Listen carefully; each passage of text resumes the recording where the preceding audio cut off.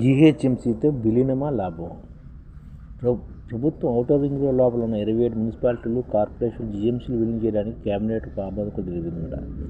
ఈ నేపథ్యంలో జీఎంసీ పరిధిలో సుమారు 3 పెరుగుతుందన్నమాట. ఈ నేపథ్యం జీఎంసీ పరిధి 3 పెరుగుతుంది. విలీనం వల్ల శివారు ప్రాంతాలకు మెరుగైన సౌకర్యాలు, వసతులు, అభివృద్ధి కూడా లభిస్తుంది. అయితే ప్రజలపై ఆస్తి పన్ను భారం పెరుగుతుంది ఆందోళన కూడా ఉంది. వీటితో పాటు విలీన ప్రాంతాల భూమి రేట్లు పెరిగే అవకాశం కూడా ఉందన్నమాట. హైదరాబాద్ పరిపాలన స్వరూపంలో పైన మార్పులు కూడా రానున్నాయన్నమాట. ఔటర్ రింగ్ రోడ్డు ఈ విలీనంతో జీఎంసీ ఇప్పుడు మెగా సిటీగా అవతరిస్తుంది. ప్రస్తుతం జీఎంసీ పరిధి 650 చదరపు కిలోమీటర్లు ఉండగా విలీనం తర్వాత దాదాపుగా 3 పెరిగి 2000 చదరపు కిలోమీటర్లు చేరుతుందన్నమాట.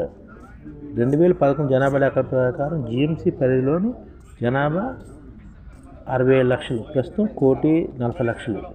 కానీ 27 స్థానిక సంస్థల విలీనంతో జీఎంసీ జనాభా 1,80,00,000 చేరుతుందని అంచనా వేస్తున్నమాట. కొత్తగా ఇబ్రహీంపట్నం, మేడ్చల్ అసెంబ్లీ నియోజకవర్గ జత కూడా కలుస్తారు. అలాగే లోక్సభ స్థానాల జాబితా పెరిగి భువనగిరి కూడా చేరే అవకాశం ఉందన్నమాట.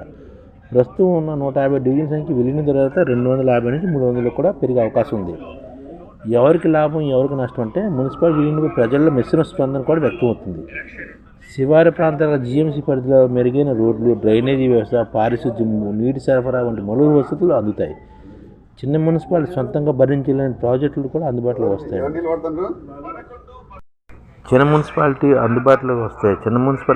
పరిధిలోని బాజీ ప్రాజెక్టు కూడా వస్తుంది. జవహర్లాల్, జల్పల్లి, తుక్కుగూడ వంటి మున్సిపాలిటీ జీఎంసీ పరిధి నుంచి లభించి త్వరితగతిన అభివృద్ధి చెందే అవకాశం ఉందన్నమాట.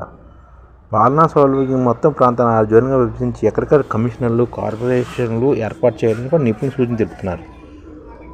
జీఎంసీ పరిధి విస్తరణ కారణంగా భూమి రేట్లు పెరిగే అవకాశం కూడా ఉంది. దీనికి ప్రధాన కారణాలు ఏంటంటే జీఎంసీలు విలీనం కావడం వల్ల ఆ ప్రాంతాలకు నగరపాలక సంస్థ హోదాగా లభిస్తుంది. ఇది స్థిరాస్తి విలువలను పెంచుతుంది. జీఎంసీ నిధులు అభివృద్ధి ప్రణాళిక అమల్లో రావడం వల్ల మౌలిక వసతులు కూడా మెరుగుపడి నివాసయోగ్యమైన అవుతాయన్నమాట. మెరుగైన మౌలిక వసతులు, పాలనా వ్యవస్థ కారణంగా ప్రజలు ఈ ప్రాంతంలో స్థిర నివాసం ఏర్పరచుకోవడానికి ఆసక్తి కూడా చూపుతారు. తద్వారా స్థానిక భూముల డిమాండ్ పెరిగి రేట్లు కూడా పెరుగుతాయి.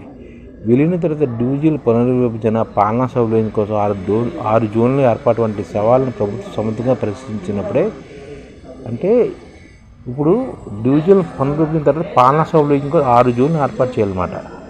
3 కార్పొరేషన్ కూడా ఏర్పాటు చేయాలి. అప్పుడే ప్రస్తుతం హైదరాబాదు, సైబరాబాద్, రాచకొండ పోలీస్ కమిటీ పరిధులు ఆధారంగా చేసుకుని 3 కార్పొరేషన్ ఏర్పాటు చేస్తారని ప్రచారం కూడా జరుగుతుంది.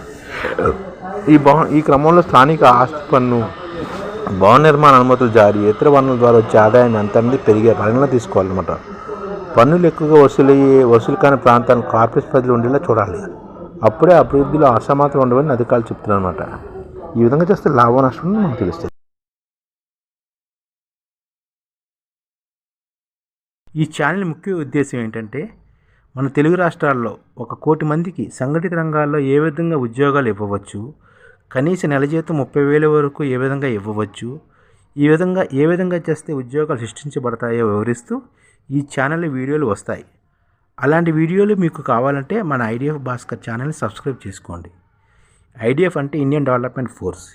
ఈ వీడియోలు చూసిన తర్వాత మీకు నచ్చితే లైక్ చేయండి, మీ ఫ్యామిలీ మెంబర్స్కి షేర్ చేయండి, మరియు మీ ఫ్రెండ్స్కి షేర్ చేయండి. Thank you. నమస్కారం.